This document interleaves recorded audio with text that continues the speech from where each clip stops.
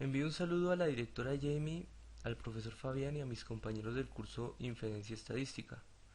Habla para ustedes Héctor Augusto Vega y pertenezco al grupo número 54. En este video explicaré la forma como hice el análisis de varianza ANOVA y la prueba del y cuadrado. Bueno, iniciando con el análisis de varianza y su respectiva prueba Tukey, tenemos una muestra que hemos venido trabajando, una muestra de 423 llamadas. Mm, Era necesario escoger tres asesores, o sea, estas 423 llamadas, perdón, fueron respondidas o atendidas por 11 asesores. Yo he seleccionado los asesores 9, 10 y 11 y las últimas llamadas que ellos han hecho, como pueden ver en pantalla. Por ejemplo, el asesor 10, la última llamada que atendió, tuvo una duración de 19 minutos. El asesor 11 atendió la última llamada con una duración de 40 minutos. Y el asesor 9, la última llamada que atendió, tuvo una duración de 7 minutos. Así, seleccioné las últimas 5 llamadas. En base a esto, los datos los he pasado a otra hoja, la hoja donde realicé propiamente el ejercicio. Dice el título: Análisis de varianza ANOVA con su correspondiente prueba Tukey para evaluar si la duración en minutos de la llamada depende del asesor que la atiende. Yo he seleccionado una hipótesis nula, la he propuesto como el promedio de duración de las llamadas es igual para los asesores 9, 10 y 11. Y una hipótesis alternativa que es la negación de la hipótesis nula, es decir, el promedio de duración de las llamadas no es igual para los asesores 9, 10 y 11.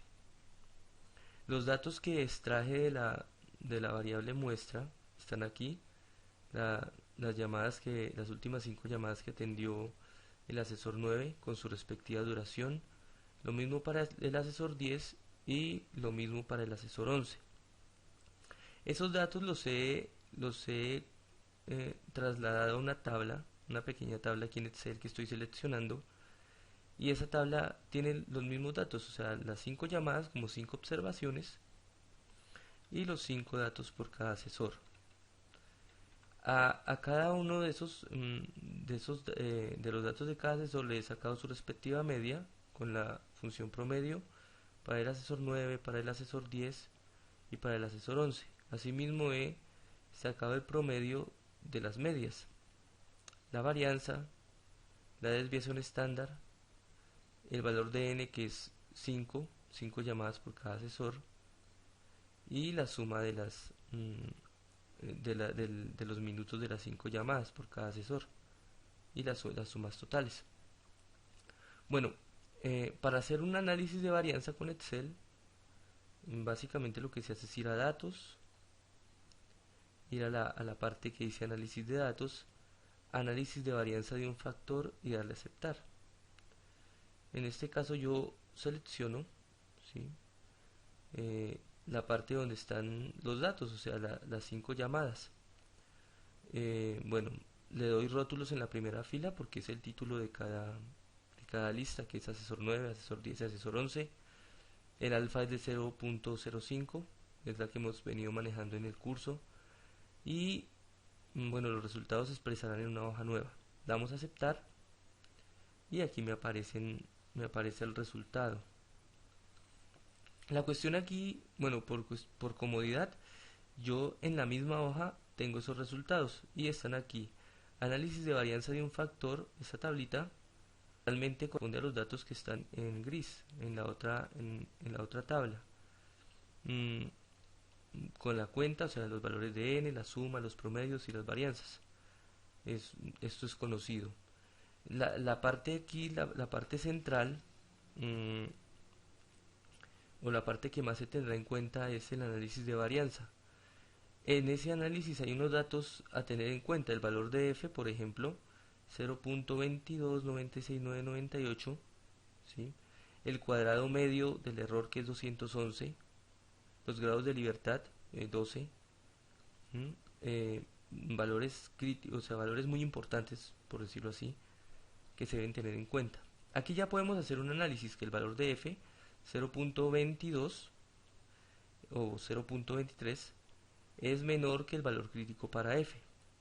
Esto es muy importante tenerlo en cuenta porque eso quiere decir que la hipótesis nula se acepta, o sea que las medias son iguales, el promedio de duración de llamadas. Entonces de aquí ya podemos sacar una conclusión que al comparar las tres llamadas en todas habrá se dirá que que no, las medias no son diferentes. Para ello utilizamos la comparación múltiple de Tukey en Excel.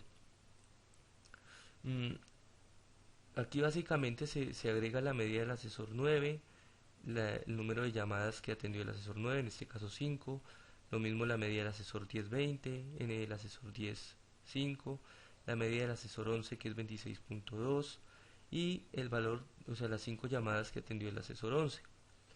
El cuadrado medio del error 211 viene del análisis de varianza hecho en Excel.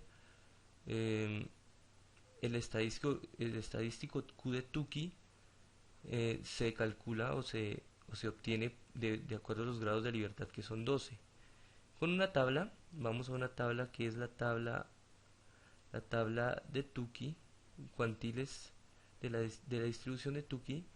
Nos aseguramos que alfa sea igual a 0.05 y aquí tenemos que mirar que sean 3, o sea son 3 los asesores analizados y miramos los grados de libertad. Si son 12, entonces el valor será 3.77, ese valor está resaltado.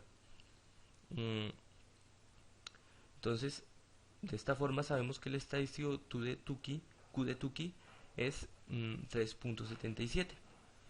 En base a estos datos iniciamos la comparación.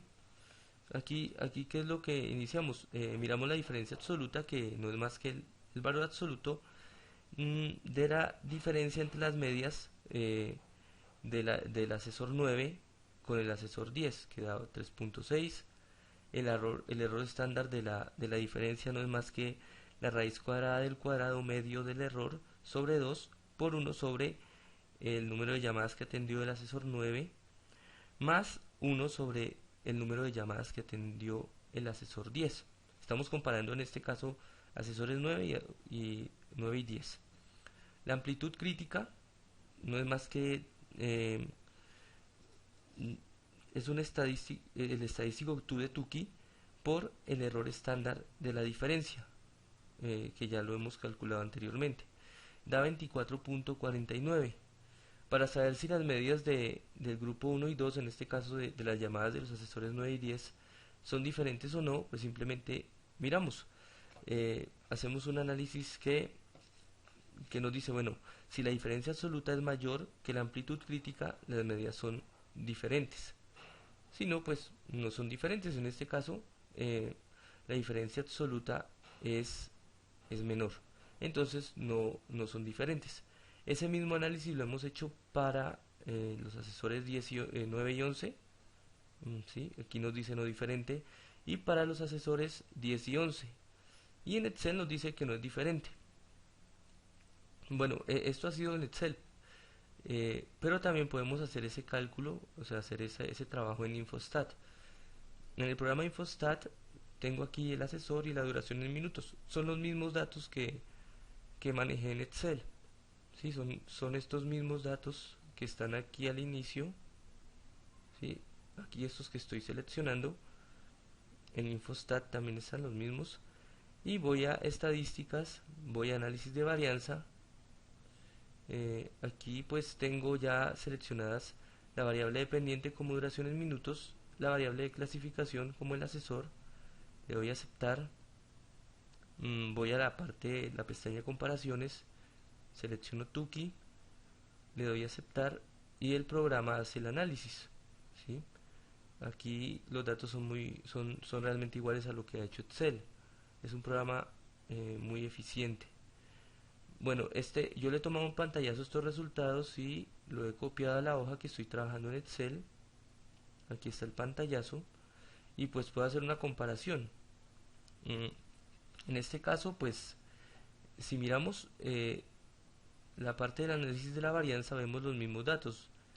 En modelo, aquí dice en Tukey 96.93, suma de cuadrados 2, 46.47, 0.23, 0.79 son los mismos datos comparándolos.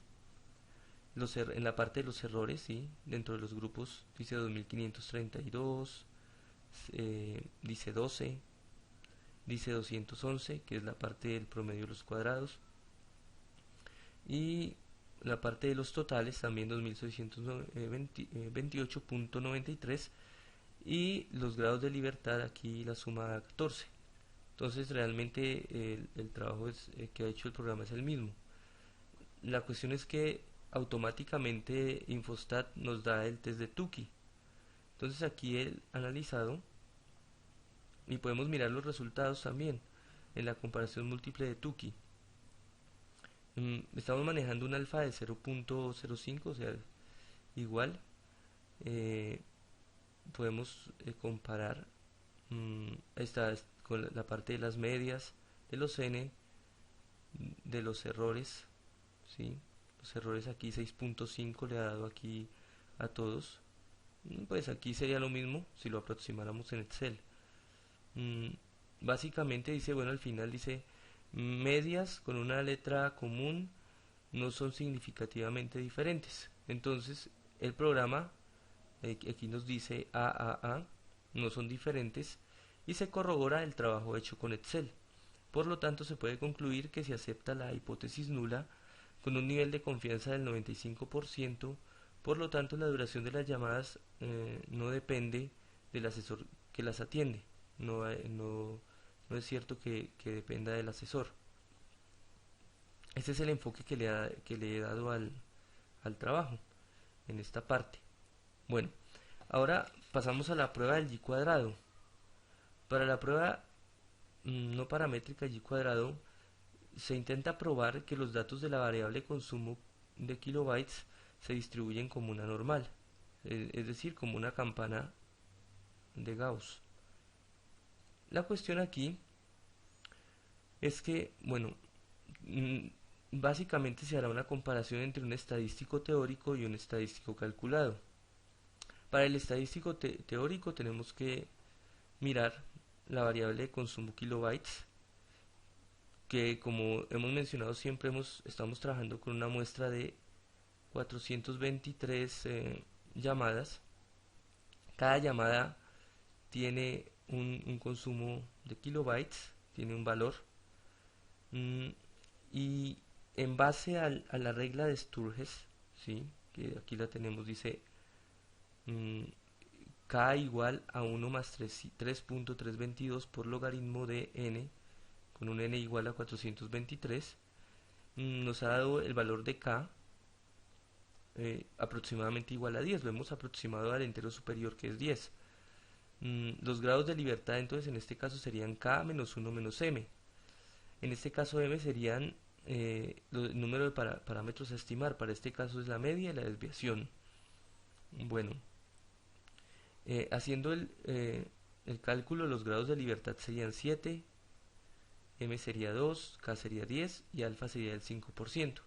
Con estos datos calculamos el estadístico teórico con la fórmula en Excel, que es prueba.chi.inversa, prueba chi inversa entre H10 y H3, es decir, entre estas celdas.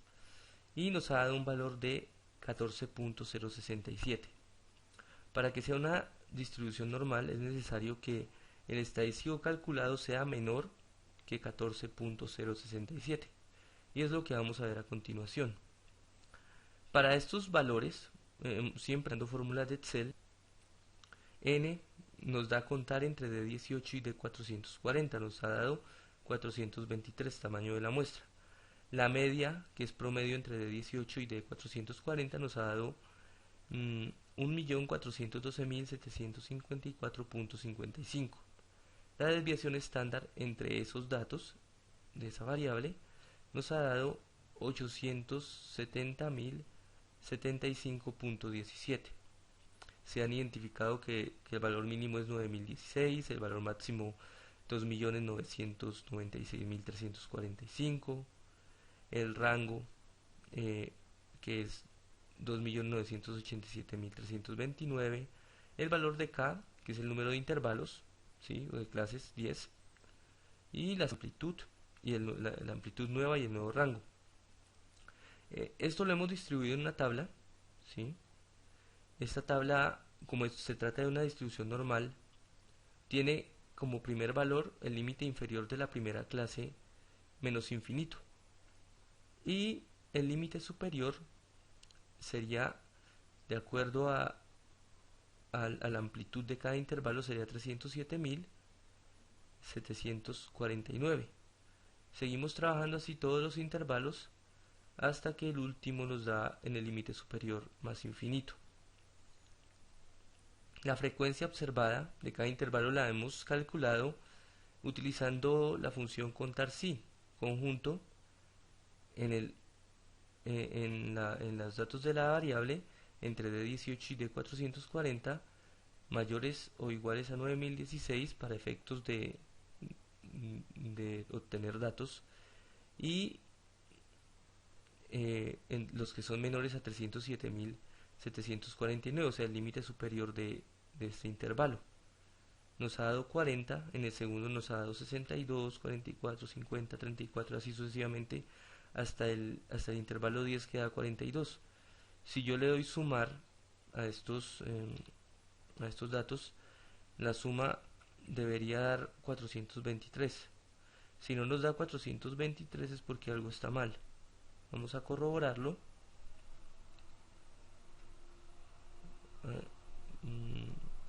Perdón, ahora sí ya suma, sí, nos da 423, como pueden ver. Entonces sí está bien calculado. Después de esto nos disponemos a calcular el Z1. Aquí básicamente lo que se está haciendo es una operación que es el límite, sea inferior o superior, menos la media sobre la desviación.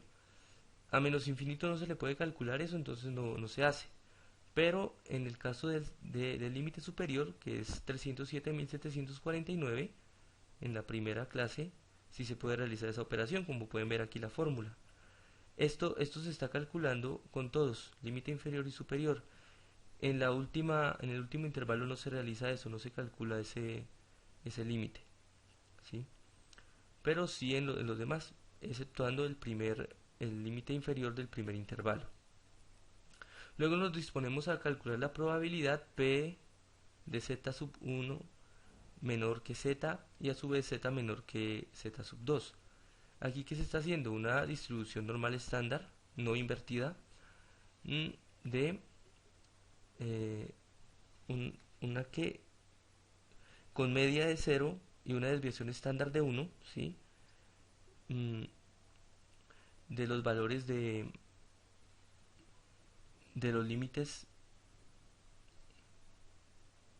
en este caso en el primero límite superior, pero en el segundo intervalo sí es una diferencia, es decir, la distribución normal estándar del límite superior menos la distribución normal estándar del límite inferior, y así sucesivamente se calcula hasta llegar al último intervalo, donde no se hace el cálculo sino simplemente en base al límite superior de la clase anterior, a la última clase. Para corroborar que esos valores estén bien hay que sumar la columna O, que es la de la probabilidad. Si la suma da 1, eso quiere decir que está bien calculado, si no, entonces algo está pasando, hay algún error. En este caso nos da 1, entonces tenemos esa forma de corroborar. Ahora, la frecuencia esperada. La frecuencia esperada simplemente consiste en multiplicar cada valor, ¿sí?, de la columna O de probabilidad, ¿sí?, por estamos multiplicándolo por G17, o sea, por el tamaño de la muestra, que es 423, y estos nuevos valores nos dan 43.16, 31.72, y así sucesivamente hasta la última clase o el último intervalo. La última columna simplemente consiste en la frecuencia observada, ¿sí?, que es la que obtuvimos inicialmente, la columna L, menos la frecuencia esperada.